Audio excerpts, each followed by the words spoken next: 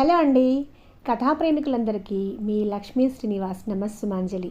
Lakshmi Srinivas the story teller కథా కాలక్షేపానికి అందరికీ స్వాగతం, సుస్వాగతం. అలాగే ఎప్పట్లాగే ఒక స్మాల్ రిక్వెస్ట్ అండి, మీ అందరికీ మన ఛానల్లో చాలా మంచి కథలు, నావెల్స్ చాలా ఉన్నాయి. తప్పకుండా టైం చూసుకొని ఒకసారి చెక్ చేసి మీకు నచ్చినట్లయితేనే తప్పకుండా మన ఛానల్ సబ్స్క్రైబ్ చేసుకొని ఇంకా మన కథలను లైక్ చేసినట్లయితే అది ఇంకొంతమందికి రీచ్ అవడానికి హెల్ప్ అవుతుందండి, సరేనా? అలాగే నేను ప్రజెంట్ చేసే విధానంలో ఏమైనా మార్పులు, సలహాలు ఇవ్వాలనుకుంటే కమెంట్ సెక్షన్లో నాతో ఇంటరాక్ట్ అవ్వండి. ఇక కథలోనికి వెళ్దాం. ఈ కథ పేరు ఆలింగనం. రాసిన వారు బలభద్ర పాత్రుని రమణి గారు. దీనికి ముందు ఈ కథ 2 భాగాలు మన ఛానల్లో ఉందండి. అది విన్నాక ఈ 3వ భాగంలోకి రండి, సరేనా అండి? 3వ భాగం నా మాటల్లో విందాం. జీన్స్లో ఉండే ప్రతి అమ్మాయికి బాయ్ ఫ్రెండ్ ఉంటాడు. అదే లంగావోణిలో ఉండే అమ్మాయి పక్కన అమ్మాయిలే ఉంటారు, ఎందుకో మరి. ఇంకా లోపల చాలా షేడ్స్ ఉన్నాయి అంటూ చిత్ర చిన్న సైజు దుకాణం నా ముందు పెట్టింది. నేను న్యాచురల్ కలర్ ఒకటి సెలెక్ట్ చేసుకొని, ఇది నాకు ఇస్తావా అడిగాను. అది చాలా చీప్, ఇంకోటి తీసుకో అంది. ఇది చాలు అన్నాను. మరునాడు అమ్మకి తెలియకుండా లిప్స్టిక్ వేసుకోవటానికి నేను చాలా తంటాలు పడాల్సి వచ్చింది. అలవాటు లేక చుట్టుపక్కల వారు అందరూ నన్నే చూస్తున్నారు అనే ఇబ్బందికరమైన ఫీలింగ్. బట్టలు విప్పుకొని నడుస్తున్నట్లుగా అనిపించింది. సందీప్ పక్కన ఉన్న అమ్మాయిలు లిప్స్టిక్ వేసుకోవటం నా మనసులో ముద్రపడిపోయింది. ఇంకేం ఆలోచించలేదు. వెంకట్, రఫీ మాత్రం కోతి గుర్తొస్తుంది అని నా చేత చివాట్లు తిన్నారు. ఆ రోజు సాయంత్రానికల్లా నాకు నీరసం వచ్చింది. ఎక్కడ నవ్వులు, కబుర్లు వినపడినా కళ్ళతో వెతికి వెతికి తల నొప్పొచ్చింది. సందీప్ కనపడలేదు. రికార్డ్ వర్క్ పూర్తి చేయలేదు. మేడం చేత చివాట్లు తిన్నాను. లంచ్ బాక్స్ తెరవబుద్ధి కాక వెనక తీసుకొచ్చినందుకు అమ్మ చేత చివాట్లు తిన్నాను. కారణం లేకుండా చిరాగ్గా అనిపించింది. ఏడుస్తూ పాడుకున్నాను. గూట్లో పెట్టిన లిప్స్టిక్ వెక్కిరిస్తున్నట్లు కనపడుతోంది. మర్నాడు అస్సలు తయారవ బుద్ధి కాలేదు. గట్టిగా అమ్మ జడ వేసింది. తెల్ల లంగా మీద ఎర్ర ఓణి వేసుకున్నాను. లిప్స్టిక్ తీసి పెట్టి అడుగున పారేసేశాను. పుస్తకాలు తీసుకొని నీరసంగా అడుగులు వేస్తూ బయలుదేరాను. కాలేజ్కి వెళ్ళేసరికి హడావుడిగా ఉంది. వైజయంతి ఎదురొచ్చి, ఈరోజు ఫ్రెండ్షిప్ డే అంట, సందీప్ స్పెషల్ ప్రోగ్రామ్స్ అరేంజ్ చేశాడు, మ్యూజికల్ చైర్స్లో నీ పేరు కూడా ఇచ్చేశాం అంది. ఎందుకు ఇచ్చారు విసుగ్గా అడిగాను. థ్రిల్లింగ్గా ఉంటుంది. అవును, ఈ అవతారం ఏంటి? నన్ను ఎగాదిగా చూసింది. నేను మాట్లాడలేదు. క్లాస్లోకి వెళ్ళి పుస్తకం తీసి చదువుకుంటూ కూర్చున్నాను. నాకు పెద్దక్క గుర్తొచ్చింది. మధ్యతరగతి ఆడపిల్లకి పెద్ద పెద్ద కోరికలు ఉండకూడదని దాన్ని చూసినా నాకు ఇంకా బుద్ధి రాలేదేంటో అనుకున్నాను. గ్రౌండ్లో అంతా కోలాహలంగా ఉంది. ఒకటే కేకలు, నవ్వులు, అందరూ ఆనందంగా ఉన్నారు, నేను తప్ప అనిపించింది. చిన్నక్క గుర్తొచ్చింది. బుద్ధిగా చదువుకోమని, మెడిసిన్ ఎంట్రన్స్కి ప్రిపేర్ అవ్వమని అదే పనిగా ఉత్తరాలు రాస్తుంది. పాపం పిచ్చిది, దానికి చదువు తప్ప వేరే లోకం తెలియదు అని జాలిపడ్డాను. ముక్తా రా, మ్యూజికల్ చైర్స్కి టైం అయింది. చిత్ర వచ్చి చేయబట్టి గట్టిగా లాగింది. నాకు రావాలని లేదు. అలా అనకు, సందీప్ వెయిట్ చేస్తున్నాడు. ఆ పేరు వినగానే నేను టక్కున లేచాను. అక్కడ అందరూ ఫ్యాషన్ పరేడ్లా ఉన్నారు. మినీలు, మిడ్డీలు తప్ప మోకాళ్ళు దిగిన బట్టలు ఒక్క అమ్మాయి వేసుకోలేదు. నేనందరి మధ్య దిష్టి పెడతలా నిలబడ్డాను. ఆ సమయంలో నా మీద నాకే అసహ్యం వేసి తలవంచుకున్నాను. మ్యూజిక్ మొదలైంది. అందరూ కుర్చీల చుట్టూ రౌండ్గా తిరుగుతున్నారు. ఆగిపోగానే కూర్చుంటున్నారు. 1, 2, 3. నాకు ప్రతి రౌండ్లో కుర్చీ దొరుకుతూనే ఉంది. నా మనసులో రకరకాల ఆలోచనలు ఇంకా గుండ్రంగా తిరుగుతున్నాయి. సందీప్ ఎక్కడున్నాడో తల ఎత్తడానికి కూడా సిగ్గుగా ఉంది. ఈరోజే ఇలా అమ్మమ్మల తయారై రావాలా? ఛీ, నాకు బుద్ధి లేదు. మళ్ళీ మ్యూజిక్ ఆగిపోయింది. నేను గబాలన కూర్చోబోయాను. అనుకోని సంఘటన జరిగిపోయింది. నాతో పాటు మిగిలిన అమ్మాయి కూర్చోలేక కాలితో కుర్చీని పక్కకు తన్నేసింది. నేను కింద పడిపోయాను. ఒక్కసారిగా అందరూ నవ్వులు. నేను వెంటనే లేవలేకపోయాను. సిగ్గుతో, అభిమానంతో తల ఎత్తలేకపోయాను. లంగా నిండా ఎర్రటి మట్టి అంటుకుంది. వాట్ హ్యాపెండ్ రే, క్యావా అని కలగా పొలగంగా గొంతులు వినిపిస్తున్నాయి. నా కళ్ళల్లో చివ్వున నీళ్లు చిప్పిల్లాయి. నెమ్మదిగా లేవబోతూ ఉండగా ఎవరితో బలమైన చెయ్యి ముందుకొచ్చింది. రఫీనో ప్రతాపో అనుకుని తల అడ్డంగా ఊపాను. కానీ అతను నా రెక్క పట్టుకుని బలంగా పైకి లేపాడు. అతను సందీప్. అతని దృష్టిలో పడాలని ఆకర్షణీయంగా తయారై ఎదురు చూసినప్పుడు పట్టించుకొని సందీప్ ఇలా మట్టి కొట్టుకుపోయిన బట్టలతో జిడ్డు కారుతున్న నన్ను గట్టిగా పట్టుకుని పైకి లేపాడు. పడిపోయిన వాళ్ళు సిగ్గుపడనక్కర్లేదు, పడిపోతే పైకి లేవలేము అనుకునేవాళ్లే భయపడి సిగ్గుపడాలి. ఓటమిని హూందాగా స్వీకరించలేక చీట్ చేసేవాళ్ళు సిగ్గుపడాలి అన్నాడు గట్టిగా సందీప్. నన్ను పడేసిన అమ్మాయి తల ఎగరేసి నవ్వింది. కార్లలో వచ్చి చాలామంది అమ్మాయిలు కాళ్లతో నడిచే అమ్మాయిల్ని చులకనగా చూడటం కాలేజీలో పరిపాటే. సో ద విన్నర్ ఈస్ అని సందీప్ నా ముఖంలోకి చూశాడు. నా చెయ్యి ఇంకా అతని చేతిలోనే ఉండటం నేను అప్పుడే గమనించి వెనక్కి తీసుకోబోయాను. అతను ఇంకా గట్టిగా పట్టు బిగుస్తూ నా చేతిని పైకి లేపి మిస్ అని పేరు కోసం ఆగాడు. ఆముక్త అన్నాను. ఆముక్త అని అనౌన్స్ చేశాడు.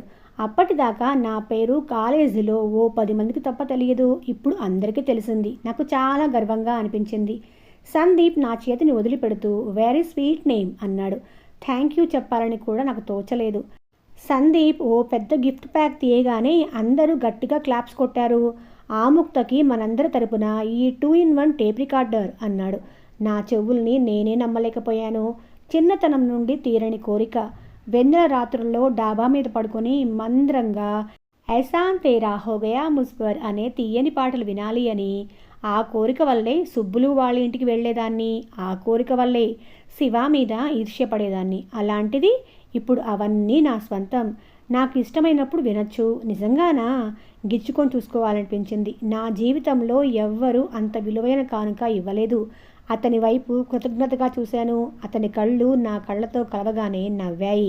నేను కదులుతూ ఉండగా అతను నా ఓణి అంచు పట్టుకున్నాడు. నా గుండె జల్లుమంది. అతను నా ఓణి అంచుకు చిక్కుకున్న కర్రపులని జాగ్రత్తగా విడదీసి పారేశాడు. ఆ అనుభూతి అనుభవించాలే కానీ నేను వర్ణించలేను. బహుశా డయానా కూడా చార్లెస్ తనని పెళ్లి చేసుకుంటాను అన్న రోజున పొందలేదేమో అనుకున్నాను. కానీ ప్రతి ఆడపిల్లకి బహుశా అది అనుభవమే అనుకుంటా.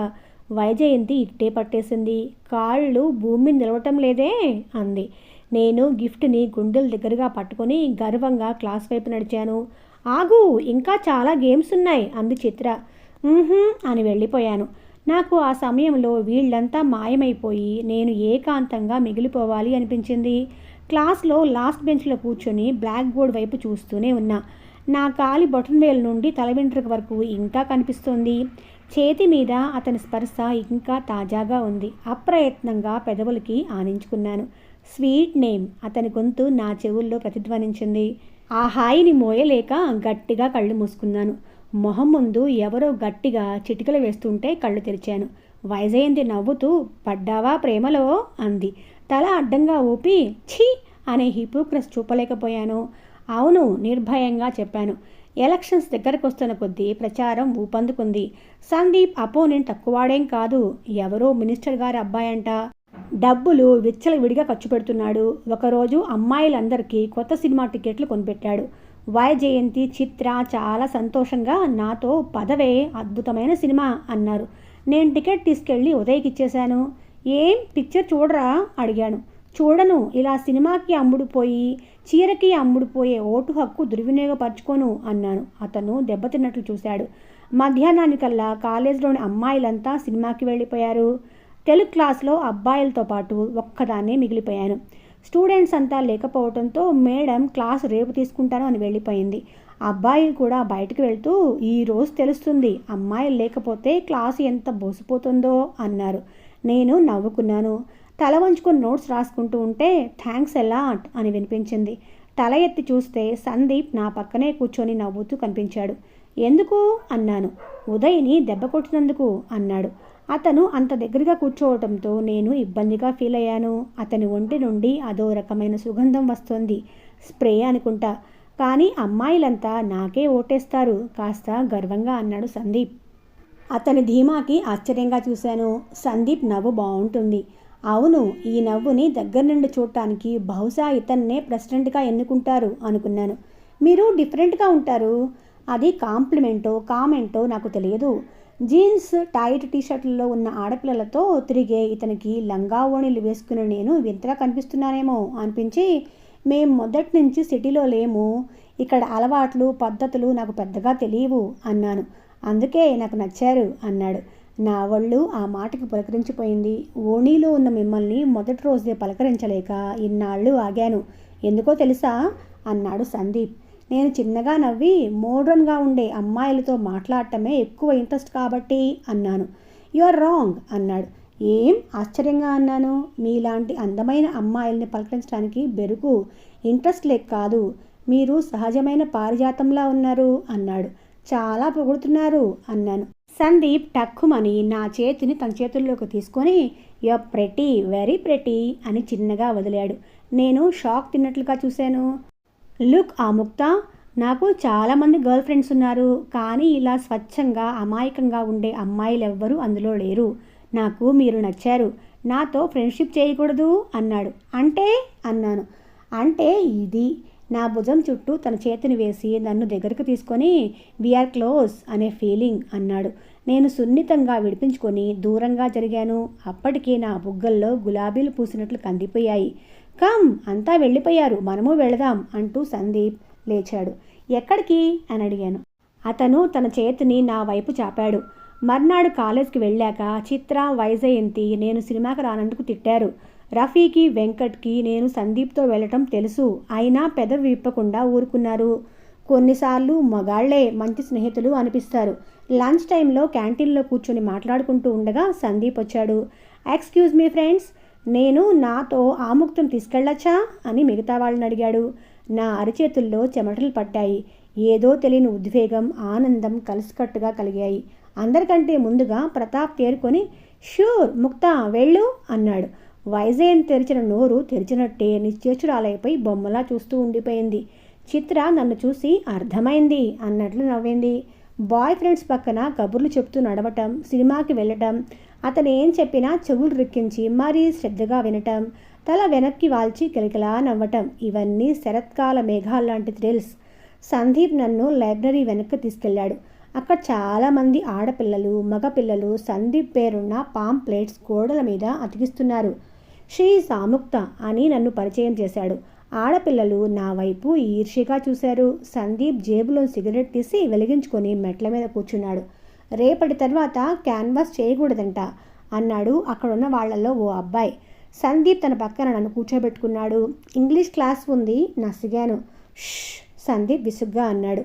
ఒక అమ్మాయి మంచి హుషారుగా ఉండే పాట అందుకుంది. దానికి తగినట్లుగా అందరూ క్లాప్స్ కొడుతూ ఆ అమ్మాయిని ఫాలో చేశారు. సందీప్ నా భుజం చుట్టూ చెయ్యి పోనిచ్చి హుషారుగా ఊగుతున్నాడు. నాకు అంతా కొత్తగా సందడిగా ఉంది. వీళ్ళు క్లాసులు మిస్ అవ్వరా అనుకున్నాను.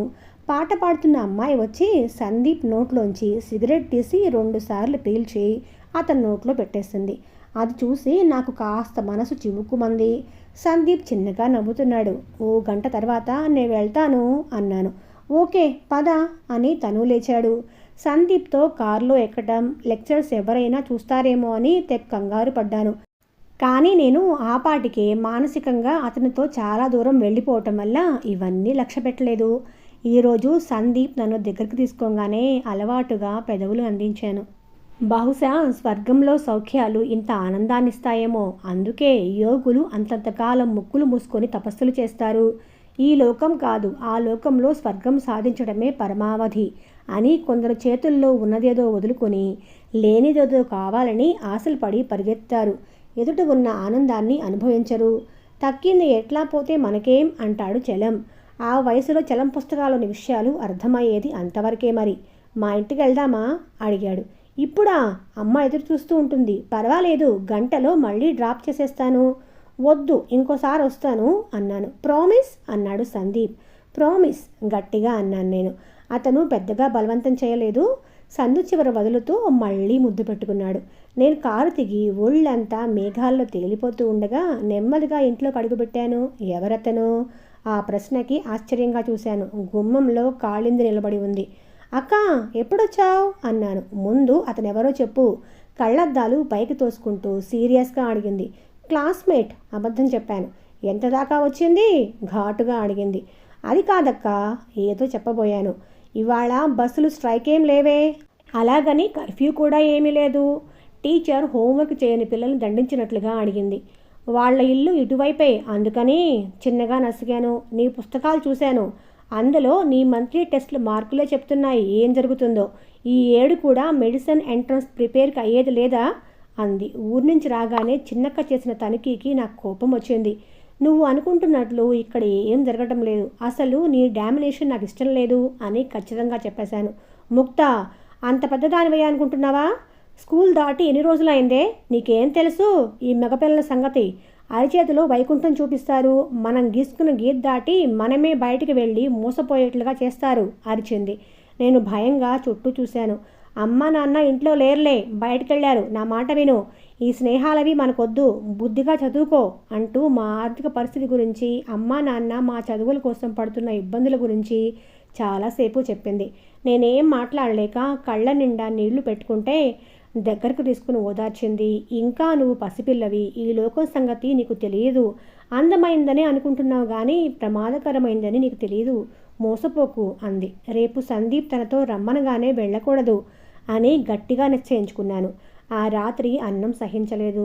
సందీప్తో రేపు నన్ను మర్చిపో అని ఎలా చెప్పాలో రిహార్సల్స్ వేసుకున్నాను. తలుచుకుంటూనే చాలా ఏడుపు వస్తుంది. పక్క మంచం మీద చిన్నక్క నిద్రపోతుంది. ఆమె ముఖం చాలా ప్రశాంతంగా ఉంది. పెద్దక్కకి చిన్నక్కకి ఎంత వ్యత్యాసం! పెద్దక్క పిల్లలతో వస్తే ఇంట్లో ప్రశాంతత అనే మాటే ఉండదు. అమ్మని నాన్నని అన్నిటికీ బాధిస్తూ ఉంటుంది. బావగారికి ఈ మధ్య షుగర్ వచ్చిందంట. దాంతో ఆయనకి కోపం ఎక్కువైపోయి దీని చీటికి మాటికి తిడతాడంట. అవన్నీ పూసగుచ్చినట్లుగా అమ్మకి నాన్నకి చెప్తుంది. చిర్రున ముక్కు చీరి నా కర్మ, అందరూ బాగున్నారు, నేను తప్ప అని ఏడుస్తుంది. కన్నవాళ్ళకి పిల్లల కష్టాలు వినటం ఎంత నరకమో దాని పిల్లలు పెద్ద అయితే కానీ దానికి తెలియదు. చిన్నక్క వస్తే ఇంట్లో అందరం సంతోషంగా ఉంటాం. తాతయ్యకి బీపీ చూసి మందులిస్తుంది. పైకి ఎప్పుడు పంపిస్తావే నన్ను అని అడిగితే రద్దీ ఎక్కువైందంట, టికెట్లు లేవంట, తాతయ్య ఓ 10 ఏళ్ళాగు అంటుంది.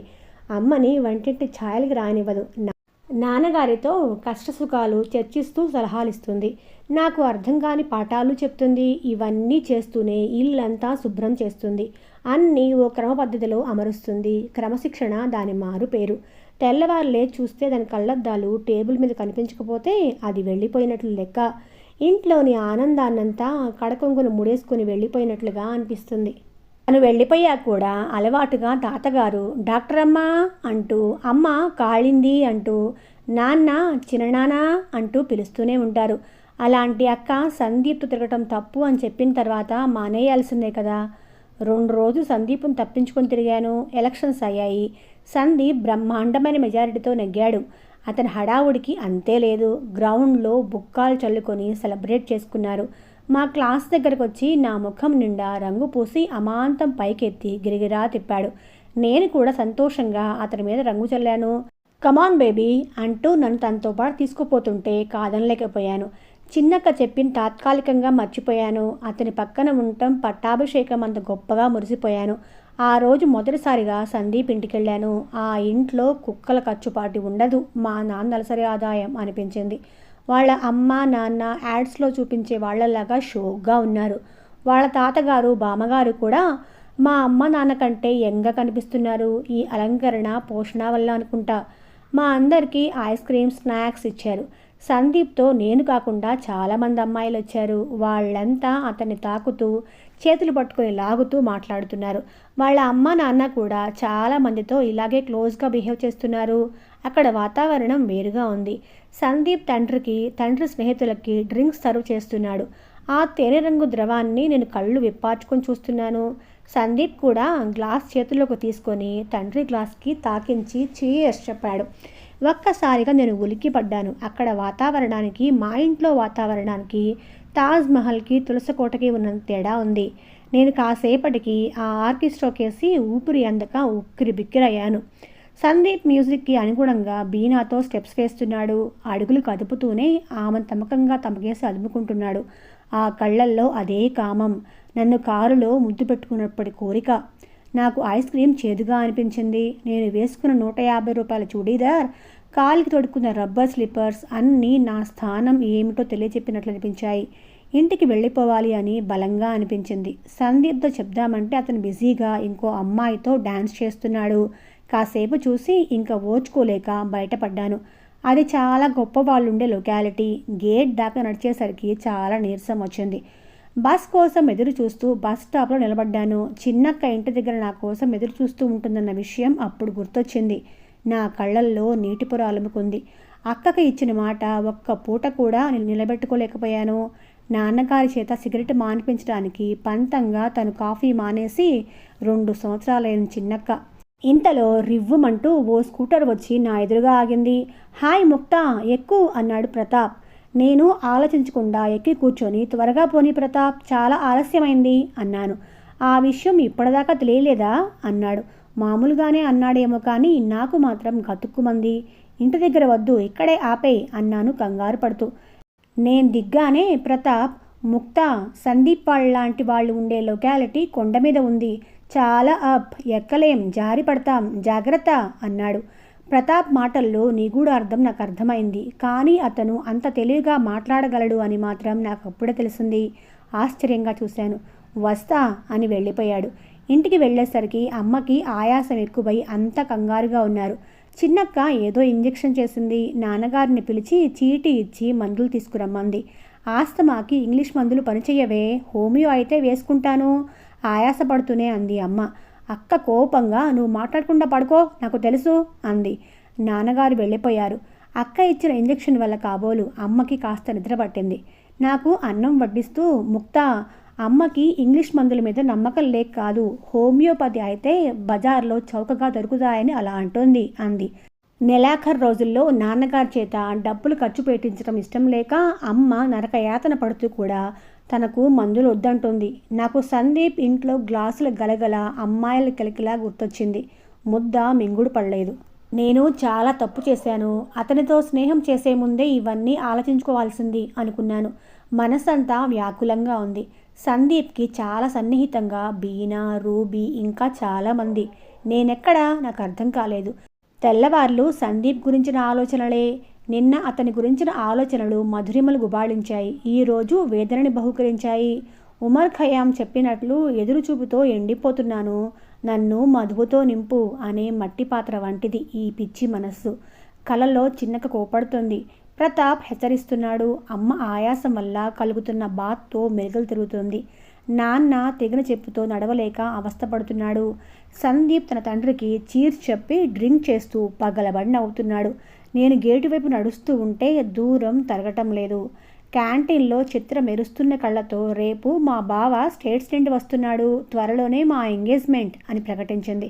అయ్యో, అప్పుడే పెళ్ళా, మరి చదువో అని అడిగింది వైజయంతి. పెళ్ళైనా ఫైనల్ ఇయర్ ఇక్కడే ఉండి పూజ చేస్తాను అంది చిత్ర. పెళ్ళి, ఆ మాట గురించి నేను ఇప్పటి వరకు ఆలోచించుకోనలేదు. ఇంకా చిన్నక్కకే ఆ ధ్యాస లేదు.